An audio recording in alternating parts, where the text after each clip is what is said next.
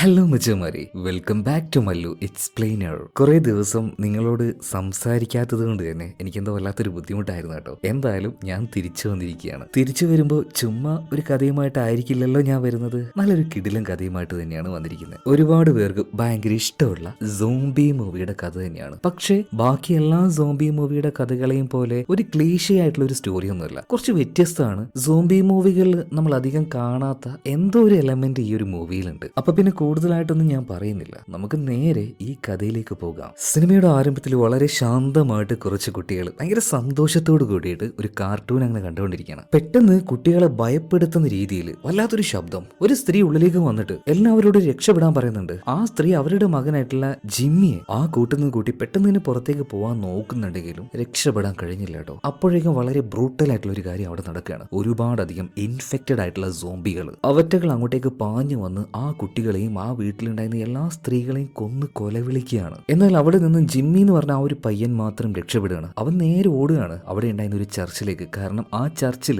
അവന്റെ അച്ഛനുണ്ട്. അവൻ അങ്ങനെ ഓടുന്ന സമയത്ത് അവന്റെ പിന്നാലെ തന്നെ ഈ സോംബികളും വരുന്നുണ്ട്. ആ ചർച്ചിന്റെ ഉള്ളിലേക്ക് അവൻ എത്തി. അവിടുത്തെ ഫാദറാണ് അവന്റെ അച്ഛൻ. പേടിച്ച് വിറച്ചുകൊണ്ട് ജിമ്മി അവന്റെ അച്ഛനോട് ഈ കാര്യങ്ങളൊക്കെ പറയുമ്പോൾ പ്രീസ്റ്റ് ആയിട്ടുള്ള അവന്റെ അച്ഛൻ പറയാണ്, മോനെ ഇതൊക്കെ എഴുതപ്പെട്ടതാണ്, സംഭവിക്കാനുള്ളത് സംഭവിക്കും. പിന്നീട് അവന്റെ അച്ഛൻ അദ്ദേഹത്തിന്റെ കഴുത്തിലുണ്ടായിരുന്ന മാല ഊരി അവന്റെ കയ്യിൽ കൊടുത്തിട്ട് പറയണം, മോനെ വിശ്വാസം ഒരിക്കലും കൈവിടരുതെന്ന്. അപ്പോഴേക്കും ആ ഒരു ചർച്ചിന്റെ വാതിലും ജനലും ഇതെല്ലാം തല്ലി പൊളിച്ചുകൊണ്ട് ഒരുപാട് സോംബികൾ ഉള്ളിലേക്ക് വരികയാണ്. വേഗം തന്നെ ആ ഒരു പ്രീസ്റ്റ് വളരെ സേഫ് ആയിട്ട് നമ്മുടെ ജിമ്മിയെ ഒരു ഭാഗത്തേക്ക് മാറ്റുന്നുണ്ട്. അപ്പോഴേക്കും സോംബികൾ വന്നു ഈ ഒരു പ്രീസ്റ്റിനെ കടിച്ചു കയറാൻ തുടങ്ങുകയാണ്. അധികം വൈകാതെ അയാളും ഒരു സോംബിയായിട്ട് മാറുന്നുണ്ട്. പിന്നീട് പാവം കുട്ടിയായിട്ടുള്ള ജിമ്മി അവൻ എങ്ങനെയൊക്കെയോ അവിടുന്ന് ഓടി രക്ഷപ്പെട്ടു പോവാണ്. ഈ വൈറസ് ഉണ്ടല്ലോ, ഇത് യുകെയുടെ പ്രധാനമായിട്ടുള്ള എല്ലാ ഭാഗത്തും ഇപ്പൊ കവർ ആയിട്ടുണ്ട്. എന്നാൽ യൂറോപ്പിലെ ബാക്കിയുള്ള ഭാഗത്തേക്ക് ഇത് സ്പ്രെഡ് ആവാതിരിക്കാൻ വേണ്ടി ആ ഒരു ഏരിയ മുഴുവനായിട്ടും ക്വാറന്റൈൻ ചെയ്തു. അതുകൊണ്ട് എന്താ സംഭവിച്ചത്, സോംബികൾ ആ ഒരു ഭാഗത്തുനിന്ന് പുറത്തേക്ക് വന്നതുമില്ല. അതുപോലെ തന്നെ സോംബികളാകാത്ത മനുഷ്യര് ഈ ഒരു ഭാഗത്ത് ഒറ്റപ്പെടുകയും ചെയ്തു. ആ ഒറ്റപ്പെട്ട മനുഷ്യരുണ്ടല്ലോ, അവർക്ക് പിന്നീടുള്ള സർവൈവിംഗ് എന്ന് പറഞ്ഞാൽ അത് കുറച്ച് കഠിനമായിരുന്നു. ഇനി എന്തൊക്കെ തന്നെ ആയാലും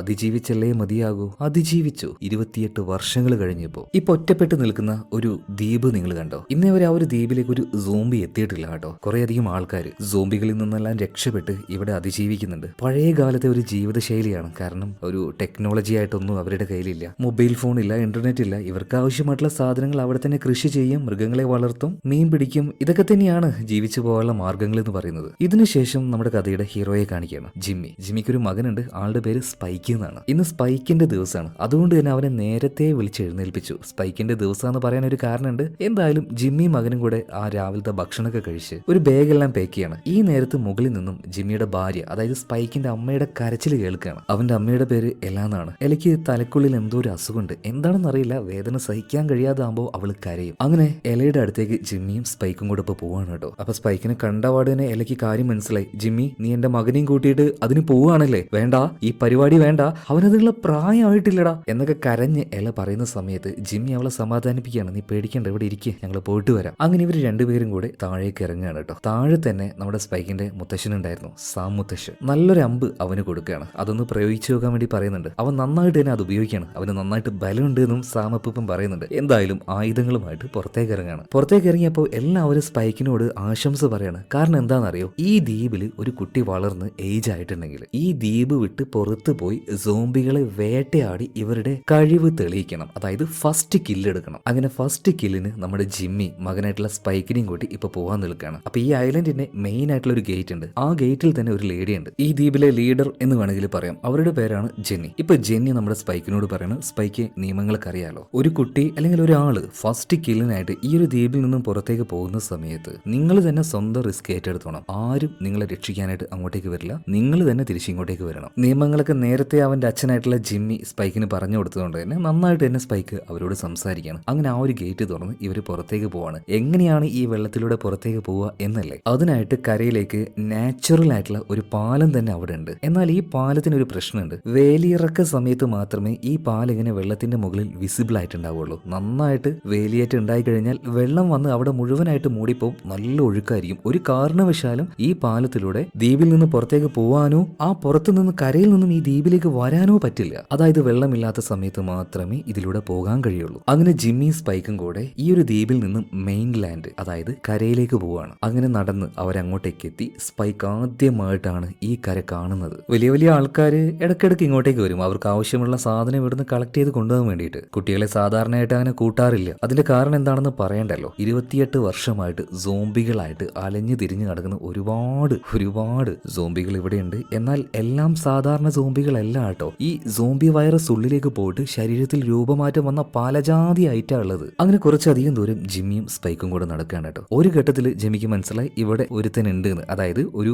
സോംബി ഉണ്ട് എന്ന്. ആ സോംബി ഇപ്പോൾ ജിമ്മി മകനായിട്ടുള്ള സ്പൈക്കിന് കാണിച്ചു കൊടുക്കുകയാണ്. എന്നാൽ നമ്മൾ ഇത്രയും നാളും കണ്ടതുപോലെ ഭയങ്കര വയലന്റ് ആയിട്ടുള്ള ഭയങ്കര വേഗതയുള്ള ആ ടൈപ്പ് സോംബി അല്ല. തടിച്ച് കൊഴുത്ത് നടക്കാൻ പോലും പറ്റാതെ ഇഴഞ്ഞിഴഞ്ഞ് വരുന്ന ഒരു സോംബി. അതിന് വേഗതയില്ല, പക്ഷെ വളരെയധികം അപകടകാരിയാണ്. ഒരെണ്ണം പുറത്തുണ്ടെങ്കിൽ ചുറ്റുവട്ടത്തായിട്ട് 2 കൂടെ ഉണ്ടാവാനുള്ള സാധ്യതയുണ്ട്. അതിന്റെ തൊലിക്ക് നല്ല കട്ടിയാണ്. അതുകൊണ്ട് തന്നെ അതിന്റെ കഴുത്തിൽ കൊള്ളിക്കണം അമ്പ്. അപ്പൊ ഫസ്റ്റ് കില്ല് എങ്ങനെയാ എടുക്കുകയല്ലേ. ഇപ്പോ സ്പൈക്കിന് ചെറിയൊരു പേടിയൊക്കെ ഉണ്ട്. കൈ വിറച്ചുകൊണ്ട് അമ്പ് എടുക്കുകയാണ്. ഇതേ നേരം തന്നെ ആ ഒരു സോംബിയെ കാണിക്കുന്നുണ്ട്. ഈ സോംബി ആണെങ്കിൽ മണ്ണിലുള്ള മണ്ണിരേനൊക്കെ വാരി തിന്നുകൊണ്ടിരിക്കുകയാണ്. എന്നാൽ ഇവരുടെ ശ്രദ്ധ അങ്ങോട്ടേക്കായപ്പോൾ ഇവരുടെ പിന്നിലൂടെ മറ്റൊരെണ്ണം വരുന്നുണ്ടായിരുന്നു. അത് ഇവർ കണ്ടില്ല. എന്തായാലും സ്പൈക്ക് അവന്റെ അമ്പ് എടുക്കുകയാണ്. ഒന്നും നോക്കിയില്ല. നേരത്തെ തന്നെ ഈ അമ്പയത്തിൽ നല്ല കഴിവ് തെളിയിച്ച ആളാ. ഈ സോംബിയുടെ കഴുത്തിന് തന്നെ അവൻ കൊള്ളിക്കുകയാണ്. ഇതേ നേരം പിറകിൽ നിന്നും മറ്റേ സോംബി വരുന്നുണ്ട്. അതിന്റെ നെഞ്ചിലേക്ക് തന്നെ ജിമ്മി ഒരു അമ്പയൊക്കെയാണ്. ഇത് കണ്ടപ്പോൾ മറ്റൊരെണ്ണം കൂടെ വരുന്നുണ്ട്. അതിന്റെ തലയും അമ്പ ചെയ്ത് ജിമ്മി പൊളിക്കുന്നുണ്ട്. എന്നാൽ കൂട്ടത്തിൽ 4ാമതായിട്ട് ഒരു കുട്ടി സോംബിയെ കാണുന്നുണ്ട്. അതിനെയും ജിമ്മി കൊല്ലാൻ നിൽക്കുമ്പോൾ സ്പൈക്ക് പറയാണ് വേണ്ട അച്ഛാ. കാരണം അതിന്റെ ആ ഒരു മുഖം കണ്ടപ്പോൾ അവൻ എന്തോ വല്ലാണ്ട് പാവം തോന്നിപ്പോയി. എന്തായാലും നമ്മുടെ ജിമ്മിക്ക് ഭയങ്കര സന്തോഷമായി. മകനായിട്ടുള്ള സ്പൈക്ക്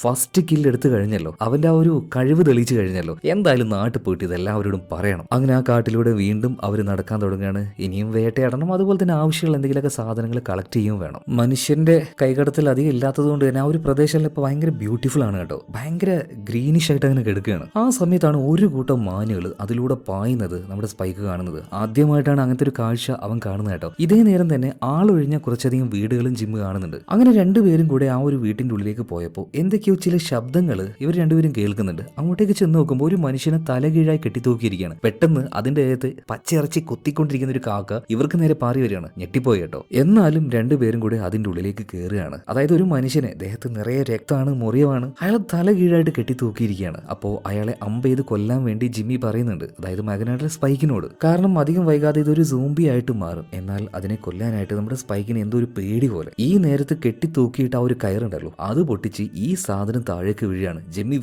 വീണ്ടും പറഞ്ഞു സ്പൈക്കിനോട് അമ്പ് വിട്ട് അതിനെ കൊല്ലാനായിട്ട്. അവസാന നിമിഷത്തിൽ രണ്ടും കൽപ്പിച്ച് സ്പൈക്ക് ചെയ്യാണ്, അമ്പ് ചെയ്യാണ്, അതിനെ കൊന്നു കളഞ്ഞു കേട്ടോ. ഇതൊക്കെ ആരെങ്ങനെ ചെയ്തു വെക്കുന്നതെന്ന് സ്പൈക്ക് ജിമ്മിയോട് ചോദിച്ചപ്പോൾ ജിമ്മി പറയാണ്, ഈ ഒരു മെയിൻ ലാൻഡ് ഉണ്ടല്ലോ ഇവിടെ സോംബികളും ഉണ്ട് മനുഷ്യരും ഉണ്ട്. ഈ മനുഷ്യരുണ്ടല്ലോ അത് പല ടൈപ്പ് ആൾക്കാര്, സൈക്കോകളുണ്ട്. ഇനി ആരെ തന്നെ കണ്ടാലും കൊന്നു കൊല വിളിക്കുന്ന ആ ജാതി മനുഷ്യരുണ്ട്, പലതരം ആൾക്കാരുണ്ട് മോനെ. എല്ലാം ഇപ്പൊ പറയുന്നത് ശരിയാവില്ല. നമുക്ക് എന്തായാലും മുന്നോട്ടേക്ക് പോകാന്ന് പറയാണ്. അങ്ങനെ വീണ്ടും ആ ഒരു കാട്ടിലൂടെ രണ്ടുപേരും നടക്കുമ്പോൾ നമ്മുടെ സ്പൈക്ക് ഒരു കാര്യം കണ്ട് ഞെട്ടിപ്പോവാണ്. മരത്തിന്റെ മുകൾ ഭാഗത്തായിട്ട് ഒരു മാനിന്റെ തല എന്ന് മാത്രമല്ല അതിന്റെ നട്ടല് കൂടെ അതിന്റെ കണക്ട് ആയി കിടക്കുന്നുണ്ട്. അത് കണ്ട് അവനങ്ങനെ വിറച്ചു നിൽക്കുകയാണ്. അച്ഛ ഇത് ആരെ ചെയ്തിട്ടുണ്ടാവും എന്ന് പറഞ്ഞപ്പോൾ ജിമ്മി പറയണ മോനെ ഇത് അതിന്റെ പണിയാണ്. ഏതിന്റെ? ആൽഫയുടെ പണി. ആൽഫയോ? അതെന്താ? അതൊക്കെ വൈകാതെ മനസ്സിലായിക്കോളും മോനെ, വാ നമുക്ക് പോവാം. അധിക നേരം ഇവിടെ നിൽക്കേണ്ട, ഇച്ചിരി ഡേഞ്ചർ ആണ്, സ്ഥലം മോശമാണ്. കാരണം ആ മരത്തിൽ തൂക്കി വെച്ച തല അതൊരു സൂചനയാണ്. രണ്ടുപേരും വേഗം തന്നെ അവിടുന്ന് പോവാണ്. ഇപ്പൊ ഒരു മൈതാനത്തിലേക്ക് എത്തി. മൈതാനത്ത് നിന്ന് കുറെ അകലേക്ക് നോക്കിയ സമയത്ത് ഒരു മരം കാണുന്നുണ്ട്. ആ മരത്തിന്റെ ചുവട്ടിലേക്കായിട്ട് ഒരു സോംബി ഓടി വരികയാണ്. ഇത് മറ്റേ സോംബിയെ പോലെയല്ല, അത്യാവശ്യം വേഗതയുണ്ട്. എന്നാൽ കുറച്ചു നേരം കൂടെ കഴിഞ്ഞപ്പോൾ അതൊന്നല്ല, അത് ഒരുപാടായി മാറുകയാണ്. ആ കൂട്ടത്തിൽ ഒന്നിന് അസാമാന്യമായ വലുപ്പുണ്ടായിരുന്നു. മൈതാനത്തിന്റെ മറുവശത്ത് നിൽക്കുന്ന നമ്മുടെ ജിമ്മി സ്പൈക്കിനെയും അത് കാണുന്നുണ്ട്. അത് ഉറക്കനെ നിലവിളിക്കുന്നുണ്ട്. അതിന്റെ ആ ഒരു നിലവിളി കേട്ടപ്പോൾ ബാക്കിയുള്ള സോംബികൾ മുഴുവനായിട്ട് മുന്നോട്ടേക്ക് ഓടുകയാണ്. ഇത് ജിമ്മി കണ്ടു.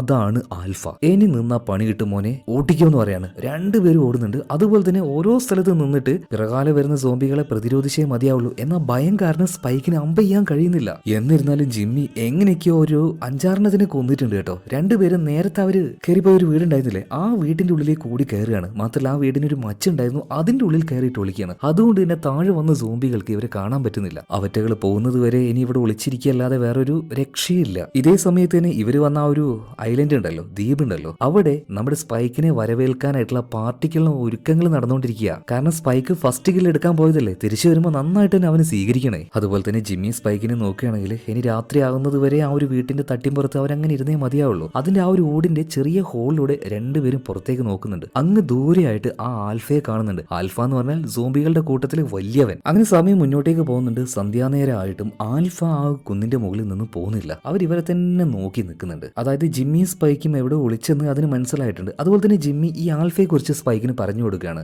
സോംബികളെ പോലെ തീരെ ബുദ്ധിയില്ലാത്തവറ്റകളല്ല ഈ ആൽഫകൾ. ഈ സോംബി വൈറസ് ശരീരത്തിലേക്ക് കയറിയിട്ട് ചില മാറ്റങ്ങൾ സംഭവിച്ച് അസാമാന്യമായ വലുപ്പം അതിന് വരും. അതുപോലെ തന്നെ ചിന്തിക്കാനുള്ള ശേഷി, ഒരു കൂർമ്മ ബുദ്ധി അതിനുണ്ട്. എന്തായാലും നീ വിശ്രമിച്ചോ എന്ന് പറയാണ്. എന്നാൽ സ്പൈക്ക് മറ്റൊരു കാര്യം കൂടെ കാണാണ്. കുറച്ച് അകലെയായിട്ട് ഒരു വലിയ തീനാളം. അതെന്താണെന്ന് സ്പൈക്ക് ചോദിച്ചപ്പോൾ ജിമ്മി മനഃപൂർവ്വം അതിൽ നിന്നും ഒഴിഞ്ഞു മാറുകയാണ്.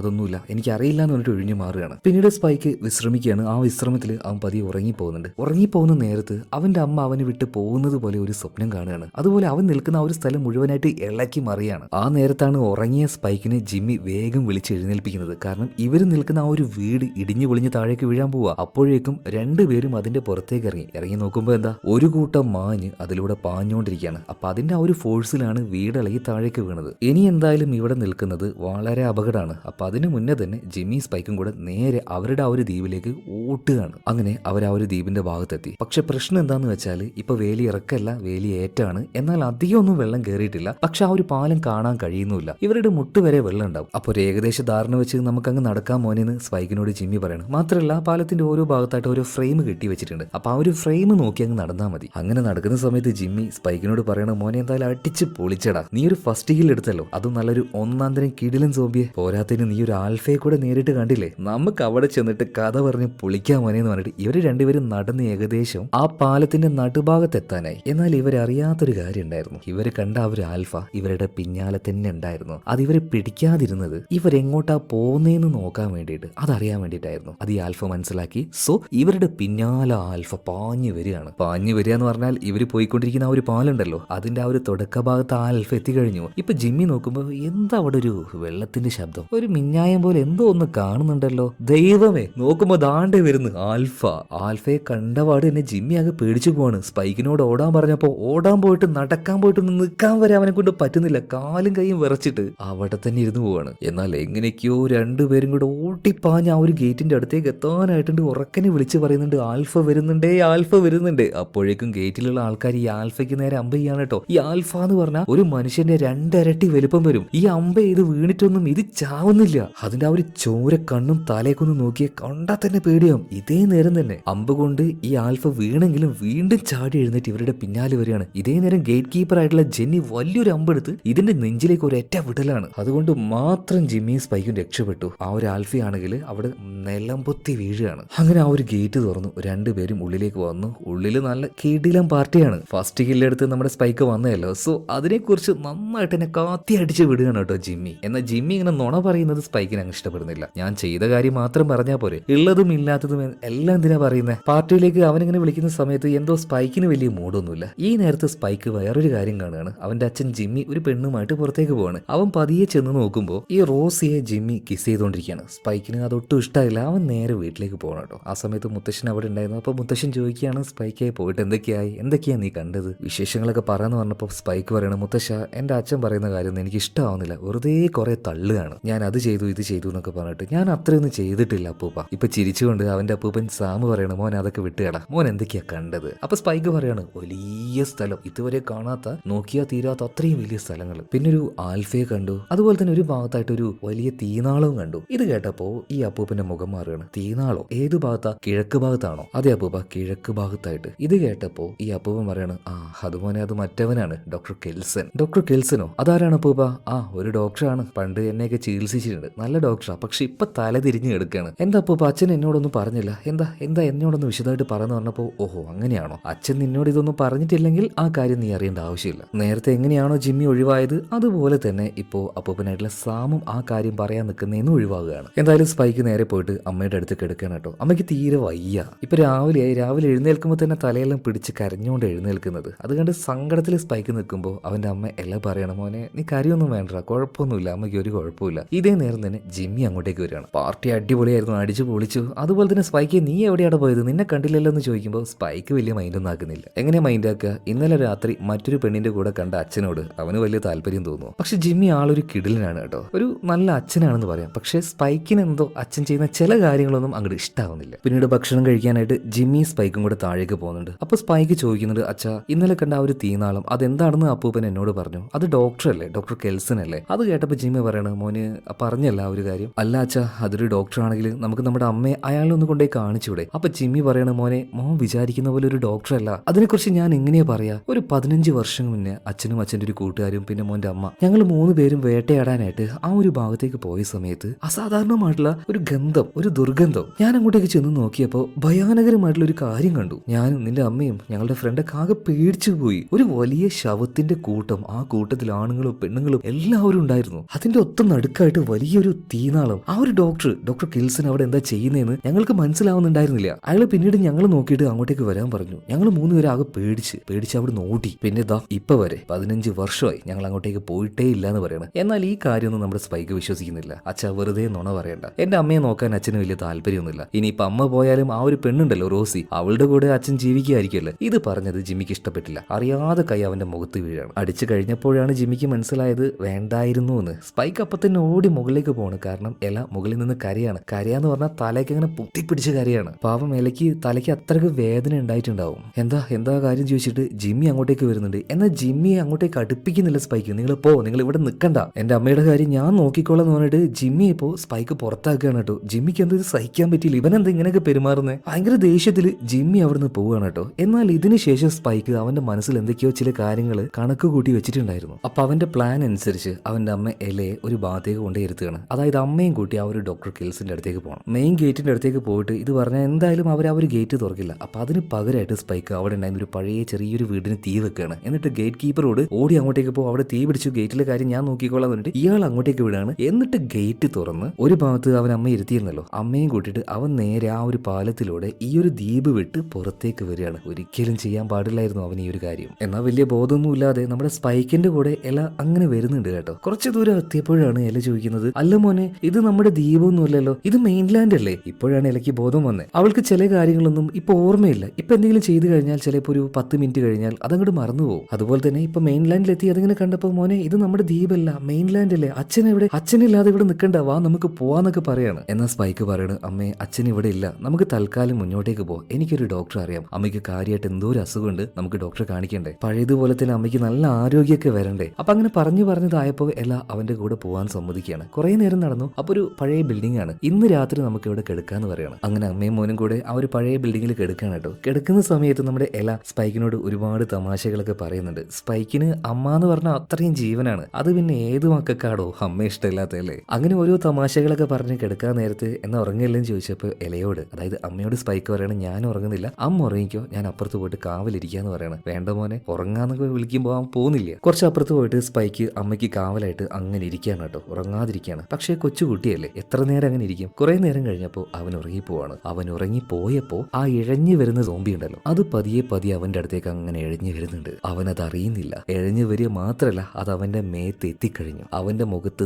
നക്കാൻ വേണ്ടി നിൽക്കുമ്പോൾ പെട്ടെന്ന് എന്തോന്ന് സംഭവിക്കുകയാണ്. നേരം വെളുത്തു. എന്തോ സ്വപ്നം കണ്ട് നമ്മുടെ സ്പൈക്ക് ചാടി എഴുന്നേറ്റ് നോക്കുമ്പോൾ ഈ സോംബി ഉണ്ടല്ലോ, ഇതിന്റെ തലയെല്ലാം പൊളിഞ്ഞ് തൊട്ടപ്പുറത്ത് കിടക്കുന്നുണ്ട്. അത് കണ്ട് നമ്മുടെ സ്പൈക്ക് ആകെ പേടിക്കുകയാണ്. അവന്റെ ശബ്ദം കേട്ട് എലയും അങ്ങോട്ടേക്ക് ഓടി വരികയാണ്. അപ്പൊ ഇത് കണ്ടപ്പോൾ എല പറയണ, മോനെ നമുക്ക് ഇനി ഇവിടെ നിൽക്കണ്ട, പോവാന്ന് പറയാണ്. ഇത് പാര ചെയ്തേന്ന് സ്പൈക്കിനും മനസ്സിലാവുന്നില്ല, എലയ്ക്കും മനസ്സിലാവുന്നില്ല. എന്നാൽ വേറൊരു കാര്യമുണ്ട്, ഇത് ചെയ്തത് മറ്റാരുമല്ല, എല തന്നെയാണ്. ഇന്നലെ രാത്രി സ്പൈക്കിന്റെ അടുത്തേക്ക് എത്തിയ ആ ഒരു സോംബിയെ ഒരു തുണി വെച്ച് പിടിച്ച് അതിന്റെ തല കല്ലിനടിച്ചടിച്ച് അതിനെ കൊന്നത് മറ്റാരുമല്ല, എലയാണ്. പക്ഷെ അവൾ ചെയ്ത ആ ഒരു കാര്യം അവൾ തന്നെ മറന്നുപോയി. കാര്യമായിട്ട് തലക്ക് പ്രശ്നമുണ്ടെന്ന് പറഞ്ഞല്ലേ, ആ ഒരു വേദന മാത്രമല്ല, അതിന്റെ കൂടെ നല്ല രീതിയിലുള്ള മറവിയും കൂടെ എലയ്ക്കുണ്ട്. എന്തായാലും അധിക നേരം അവിടെ നിൽക്കാതെ ഇവർ രണ്ടുപേരും അവിടുന്ന് പോവാണ്. ഇതിനുശേഷം കാണിക്കുന്നത് ഒരു വലിയ ആൽഫയാണ്. കാര്യമായിട്ടുള്ള എന്തോ ഒരു വേട്ടയ്ക്ക് തയ്യാറായി നിൽക്കാതെ തോന്നുന്നു. അടുത്ത നിമിഷം തന്നെ കാണിക്കുന്നത് ഒരു കിടങ്ങിലൂടെ ഓടിക്കൊണ്ടിരിക്കുന്ന ആയുധധാരികളായിട്ടുള്ള പട്ടാളക്കാരെയാണ്. മോഡേൺ വെപ്പണാണ് അവരുടെ കയ്യിലൊക്കെ ഉള്ളത്. അവരുടെ പിന്നാലെ തന്നെ ഒരുപാടധികം സോംബികളും വരുന്നുണ്ട്. അവറ്റകളെയൊക്കെ വെടിവെച്ച് കൊന്ന് ആ ഒരു കിടങ്ങിലൂടെ ഇവർ ഓടി രക്ഷപ്പെട്ടുകൊണ്ടിരിക്കുകയാണ്. ഒരുപാട് പട്ടാളക്കാരുണ്ടായിരുന്നെങ്കിലും അവസാനം ബാക്കിയായത് പിന്നീട് ഒരു 3 പേര് മാത്രമാണ്. ഈ 3 പേരും ചെറിയൊരു ടണൽ കണ്ടപ്പോൾ അതിന്റെ ഉള്ളിലേക്ക് ഓടിക്കയറി രക്ഷപ്പെടുകയാണ് കേട്ടോ. വളരെ ശ്രദ്ധയോട് കൂടിയിട്ടാണ് അതിലൂടെ അവർ പോകുന്നത്. എന്നാൽ പെട്ടെന്ന് ഇവരുടെ മുന്നിലേക്ക് ഒരു ആൽഫ ചാടി വീഴാണ്. ആൽഫയുടെ കയ്യിൽ ഒരു മനുഷ്യൻ വിട്ടുകഴിഞ്ഞാൽ അവൻ ആദ്യം എന്താ ചെയ്യാന്ന് വെച്ചാൽ തല അങ്ങോട്ട് പിടിക്കും, ബോഡിയിൽ ഇറുകി പിടിക്കും. എന്നിട്ട് ഈ തല ഒരു വലിയാണ്. അപ്പോ ഈ നട്ടലുണ്ടല്ലോ, അത് ബോഡിയുടെ ഉള്ളിൽ നിന്ന് പറഞ്ഞങ്ങനെ വരും. ഏറ്റവും ബ്രൂട്ടലായിട്ടുള്ള ഒരു മരണം എന്ന് പറയാം. വേദന അറിഞ്ഞ് മരിച്ചു പോകും. അവിടെ വെച്ച് തന്നെ ആൽഫ 2 പട്ടാളക്കാരെ തീർക്കുന്നുണ്ട്. അതിൽ നിന്നും ഒരുത്തൻ എങ്ങനെയൊക്കെയോ രക്ഷപ്പെട്ട് പുറത്തെത്തിയിട്ടുണ്ട്. മുണ്ടും പൊക്കി അവൻ എന്താ പറയാ, എങ്ങോട്ടൊന്നില്ലാതെ എങ്ങോട്ടൊക്കെയോ ഓടി രക്ഷപ്പെട്ടു പോയി. അവൻ എന്ത് സംഭവിച്ചെന്ന് അറിയില്ല. ഇതേ സമയത്ത് തന്നെ വളരെ മനോഹരമായ ഒരു പൂന്തോട്ടം കാണിക്കുകയാണ്. ആ പൂന്തോട്ടത്തിലൂടെ നമ്മുടെ സ്പൈക്കും എലയും കൂടെ നടന്നു പോവുകയാണ്. ഈ സമയത്ത് എലയുടെ മൂക്കിൽ നിന്ന് നിന്ന് രക്തം വന്നപ്പോൾ അത് തുടച്ചു കൊടുക്കാനായിട്ട് അവരവിടെ നിൽക്കുകയാണ്. ഇതേ നേരം തന്നെ ഇവരുടെ പിന്നിലായിട്ട് ഒരു സോംബി വന്ന് നിൽക്കുന്നുണ്ട്. അത്ര അഗ്രസീവ് ആയിരുന്നില്ല. സ്പൈക്ക് പതിയെ അമ്പെടുക്കാണ്. ഭയക്കാതെ അതിന്റെ നെഞ്ചാങ്കോട് നോക്കി ഒരൊറ്റ ഇയലാണ്. അപ്പൊ തന്നെ അത് അവിടെ ചത്ത് വീഴുന്നുണ്ട്. എന്നാൽ അതിന്റെ ആ ഒരു കരച്ചിൽ കേട്ട് പിന്നെ വേറെ ഒരുപാട്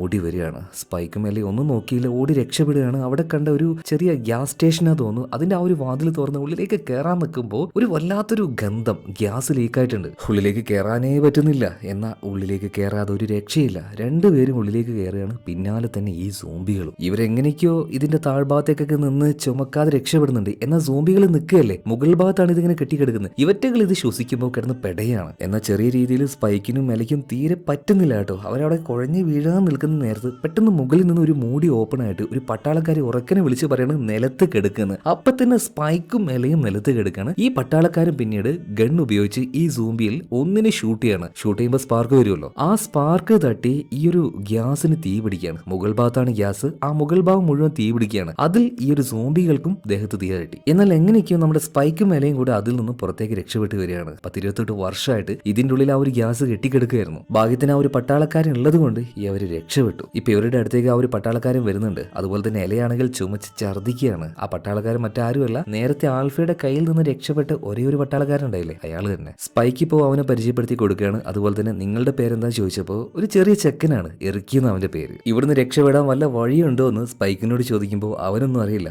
ആദ്യമായിട്ട് ഇങ്ങോട്ടേക്ക് വരുന്നത്. എല്ലാത്തിനും ഒരു നിരാശയായിട്ടുള്ള ഒരു ഉത്തരം മാത്രമേ കിട്ടുന്ന. അപ്പൊ എറിക്ക് പറയുകയാണെങ്കിൽ ഞാൻ എന്ത് തേങ്ങക്ക് അപ്പൊ നിങ്ങളെ രക്ഷപ്പെടുത്തിയത്, എന്നെ ഹെൽപ്പ് ചെയ്യാൻ പറ്റാത്ത വെറുതെ 2 ബുള്ളറ്റും വേസ്റ്റ് ആക്കി എന്താ ചെയ്യാന്ന് പറഞ്ഞിട്ട് എറിക്ക് ആകെ ഒരു മടുപ്പിൽ നിൽക്കുകയാണ്. ഞാൻ പോവാന്ന് പറഞ്ഞപ്പോൾ സ്പൈക്ക് പറഞ്ഞു നിങ്ങൾ പോയിക്കോ, എനിക്ക് എന്റെ അമ്മയെ വിട്ടിട്ട് വരാൻ കഴിയില്ല, ഞാൻ അമ്മയെ ഡോക്ടറെ അടുത്ത് കൊണ്ടുപോവാണ്. ഡോക്ടറുടെ അടുത്തേക്കോ? നീയോ? ഇവിടെ ഡോക്ടറോ? ആ അങ്ങൊരു ഡോക്ടർ ഉണ്ട്, ഞാൻ അങ്ങോട്ടേക്ക് പോവാന്ന് പറയാണ്. എന്നാൽ ഈ ഇലയ്ക്ക് അധികം നടക്കാൻ കഴിയാത്തത് കൊണ്ട് തന്നെ പാവം പട്ടാളക്കാരൻ കേട്ടോ എറിക്ക് ഈ ഇല എടുത്തോണ്ട് നടക്കുകയാണ്. അതായത് സ്പൈക്ക് പറയുന്ന ആ ഒരു സ്ഥലത്തേക്ക്. വേണമെങ്കിൽ ഇവരെ ഹെൽപ്പ് ചെയ്യാതെ സ്വന്തം കാര്യം നോക്കി അവന് പോവായിരുന്നു. പക്ഷെ എന്തോ അവനത് ചെയ്തില്ല. കുറെ ദൂരം നടന്നപ്പോൾ ഭയങ്കരമായിട്ട് വിശപ്പും ദാഹമൊക്കെ വരികയാണ്. നമ്മുടെ സ്പൈക്കിന്റെ കയ്യിലാണെങ്കിൽ കുറച്ച് ആപ്പിൾ ഉണ്ടായിരുന്നു കേട്ടോ. അതിൽ കുറച്ച് എടുത്തിട്ട് നമ്മുടെ ഈ ഒരു എറിക്കിന് കൊടുക്കുകയാണ്. അതുപോലെ തന്നെ എറിക്കിന്റെ കയ്യിലുണ്ടായിരുന്ന ഹെൽമെറ്റ്, ആ ഒരു ഗണ്ണ്, ഇതെല്ലാം നമ്മുടെ സ്പൈക്ക് എടുത്ത് നോക്കുകയാണ്. കാരണം ഇതൊക്കെ ആദ്യമായിട്ടാണ് നമ്മുടെ ഈ ഒരു മച്ചാൻ കാണുന്നത്. ഇതിനിടയിൽ എറിക്ക് അവന്റെ ഫോണിൽ അവന്റെ ഗേൾ ഫ്രണ്ടിന്റെ ഫോട്ടോ കാണിച്ചു കൊടുക്കുകയാണ് കേട്ടോ. നോക്ക് എന്റെ ഗേൾ ഫ്രണ്ട് എത്ര സുന്ദരിയാന്ന് പറഞ്ഞിട്ട് നമ്മുടെ സ്പൈക്കിന് കാണിച്ചു കൊടുക്കുമ്പോൾ അവൻ ആ ഒരു ഫോൺ തന്നെ വലിയ അത്ഭുതമായിരുന്നു. എന്നാൽ ആ ഒരു ഫോട്ടോയിൽ കാണുന്ന പെൺകുട്ടി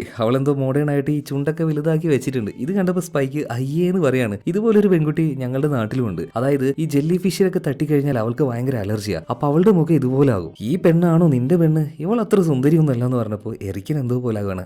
നീ നോക്കണ്ടെന്ന് പറഞ്ഞിട്ട് ഫോം മേടിക്കുകയാണ്. എന്തായാലും ഇങ്ങനെ ഇരുന്നിട്ട് കാര്യമില്ലല്ലോ, എഴുന്നേറ്റ് നടക്കണ്ടേ. ഈ സമയത്ത് ഇലയ്ക്ക് അത്യാവശ്യം ആരോഗ്യമൊക്കെ വന്നിട്ടുണ്ട്. അതുപോലെ തന്നെ അവൾ എന്തൊക്കെയോ പിച്ചും പേയും പറയാണ്. ഓർമ്മ ഓരോ ദിവസവും മുന്നോട്ടേക്ക് പോകും തോറും നഷ്ടമായിക്കൊണ്ടിരിക്കുകയാണ്. എന്നാലും നമ്മുടെ സ്പൈക്ക് പറഞ്ഞ ആ ഒരു സ്ഥലം നോക്കിയിട്ട് ഇവരങ്ങനെ പോയിക്കൊണ്ടിരിക്കുകയാണ്. അങ്ങനെ പോകുമ്പോൾ വല്ലാത്തൊരു കരച്ചിൽ ഇവർ കേൾക്കുന്നുണ്ട്. അത് കേട്ടപ്പോൾ പെട്ടെന്ന് തന്നെ സ്പൈക്ക് അങ്ങോട്ടേക്ക് പോകാൻ നിൽക്കുമ്പോൾ എറിക്ക് തടുക്കാണ്. എന്തറിഞ്ഞിട്ടാ നീ അങ്ങോട്ടേക്ക് പോകുന്നതെന്നൊക്കെ ചോദിക്കുകയാണ്. എന്നാൽ ഇവര് രണ്ടുപേരെയും മൈൻഡ് ആക്കാതെ കരച്ചിൽ കേട്ട ആ ഒരു ഭാഗത്തേക്ക് നമ്മുടെ ഇല ചെല്ലുകയാണ്. നോക്കുമ്പോൾ ഒരു പഴയ വലിയ ട്രെയിൻ കാടെല്ലാം പിടിച്ച് തുരുമ്പലായിട്ട് ഒരു വല്ലാത്ത കോലത്തിലാണ്. ഇതിന്റെ ഉള്ളിൽ നിന്നാണ് ആ ഒരു കരച്ചിൽ കേൾക്കുന്നത്. ഇല എന്താക്കി അതിന്റെ ഉള്ളിലേക്ക് കയറുകയാണ്. ഇനി അങ്ങോട്ടേക്കുള്ള കാര്യങ്ങൾ എനിക്ക് നിങ്ങളെ കാണിക്കാൻ കഴിയില്ല. കുറച്ച് വയലൻസ് ആണ്, രക്തക്കളിയാണ്, കുറച്ച് എ ഗ്രേഡും ആണ്. അപ്പൊ പറയുന്ന കാര്യങ്ങൾ നിങ്ങൾ മനസ്സിലാക്കിയാൽ മാത്രം മതി. അതായത് ഒരു സോംബി അവിടെ നിൽക്കുന്നുണ്ട്. ഒരു പെണ്ണാണ്, അവള് ഗർഭിണിയാണ്, അവള് പ്രസവിക്കാനായിട്ടുണ്ട്. ആ വേദന സഹിക്കാതെ കരഞ്ഞുകൊണ്ടിരിക്കുകയാണ്. ആ കരച്ചിലാണ് ഇല കേട്ടത്. അങ്ങനെ ഇല അവളുടെ അടുത്തേക്ക് ധൈര്യത്തിൽ ചെന്ന് അവളുടെ കൈ പിടിച്ച് അവളെ കൊണ്ട് പ്രസവിപ്പിക്കുകയാണ്. അതായത് ഒരു സോംബി ആയിട്ടുള്ള പെണ്ണ് ഒരു കുഞ്ഞിനെ പ്രസവിച്ചു. ആ നേരത്ത് നമ്മുടെ സ്പൈക്ക് അങ്ങോട്ടേക്ക് വന്നു. അതുപോലെ തന്നെ എറിക്ക് വന്നു. എറിക്ക് പറയാണ് അവൾ എന്തായാലും കൊല്ലണം, ആ കുഞ്ഞിനെയും കൊല്ലണമെന്ന്.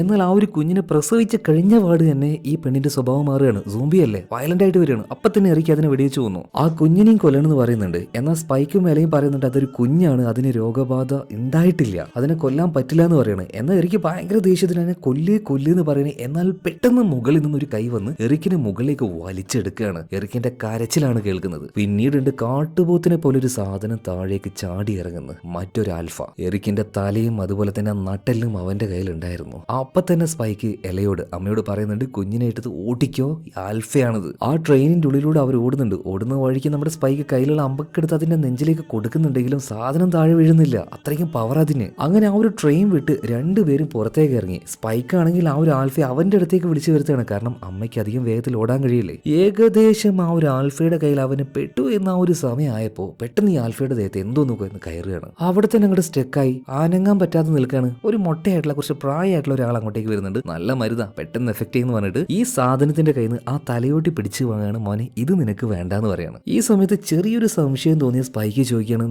നിങ്ങളാണോ ഡോക്ടർ കെൽസൺ എന്ന് ചോദിക്കുകയാണ്. ഇതേ സമയത്ത് അതെ, ഞാൻ തന്നെയാണ് ഡോക്ടർ കെൽസൺ. എന്റെ കോലം കണ്ട് പേടിക്കൊന്നും വേണ്ട, ഇത് രക്തമൊന്നുമല്ല, ഇതൊരു കെമിക്കലാണ്, ഈ വൈറസിന്റെ എഫക്ട് ഇല്ലാതിരിക്കാൻ വേണ്ടി തേച്ചതാ. ഇപ്പൊ സ്പൈക്ക് അവന്റെ പേര് പറഞ്ഞുകൊണ്ട് പരിചയപ്പെടുകയാണ്. സാറേ, ഞാൻ സ്പൈക്കാണ്, ഇതെന്റെ അമ്മയാണ്, അമ്മയുടെ കയ്യിൽ ഒരു കുഞ്ഞുണ്ട്, ഞങ്ങളെ സഹായിക്കണം എന്ന് പറയണം. ഓഹോ, സഹായിക്കാം, പക്ഷെ അധികം നേരം നമുക്ക് ഇവിടെ നിൽക്കാൻ പറ്റില്ല, കാരണം ഇവന്റെ ബോധം ഇപ്പൊ തിരിച്ചു വരും. ഇവന്റെ അടുത്തേക്ക് ഞാൻ പോവാറില്ല, അവനെ ഞങ്ങൾ സാംസൺ എന്നാ വിളിക്കാറ്. കഴിഞ്ഞ 3-4 വർഷമായിട്ട് അവൻ ഈ ഒരു ഭാഗത്ത് തന്നെ ചുറ്റി തിരിഞ്ഞ് അങ്ങനെ നടക്കുന്നുണ്ട്. നമുക്ക് എന്തായാലും ഇവിടുന്ന് ഇപ്പൊ പോകാം, ബോധം വന്നു കഴിഞ്ഞാൽ നമ്മുടെ എല്ലാത്തിന്റെയും പണി അവൻ തീർക്കുന്നതാണ്. ഇപ്പോ എലെ സ്പൈക്ക് രണ്ടുപേരെയും കൂട്ടിയിട്ട് ഡോക്ടർ കെൽസൺ അദ്ദേഹത്തിന്റെ സ്ഥലത്തേക്ക് പോവാണ്. ഒരു ചെറിയ നദി താണ്ടിക്കൊണ്ട് വേണം അപ്പുറത്തേക്ക് എത്താനായിട്ടോ. അങ്ങോട്ടേക്ക് നമ്മുടെ സ്പൈക്കും എലെ എത്തിയിട്ടുണ്ട്. ഒരു വ്യത്യസ്തമായ, ഇതുവരെയായിട്ട് കാണാത്ത അപൂർവമായിട്ടുള്ള ഒരു കാഴ്ചയായിരുന്നു അത്. ഒരുപാടധികം തൂണുകൾ, ആ തൂണുകൾ മുഴുവനായിട്ട് നിർമ്മിച്ചിരിക്കുന്നത് മനുഷ്യന്റെ എല്ലുകൊണ്ടാണ്. ഇതിന്റെ എല്ലാത്തിന്റെയും മൊത്തം നടുവിലായിട്ട് വട്ടത്തിലൊരു സ്ഥലമുണ്ട്. ആ വട്ടത്തിലുള്ള സ്ഥലത്ത് ഒരുപാട് തലയോട്ടികൾ കുന്നുപോലെ കൂട്ടിയിട്ടിരിക്കുന്നു. ഒരു വല്ലാത്ത കാഴ്ച തന്നെയല്ലേ ഇത്. കണ്ട് നമ്മുടെ സ്പൈക്ക് ആകെ അമ്പരന്ന് നിൽക്കുകയാണ്. അതായത് അവന്റെ അച്ഛൻ ജിമ്മി പറഞ്ഞ ആ ഒരു കാര്യം സത്യം തന്നെയാണ്. ഡോക്ടർ കെൽസൺ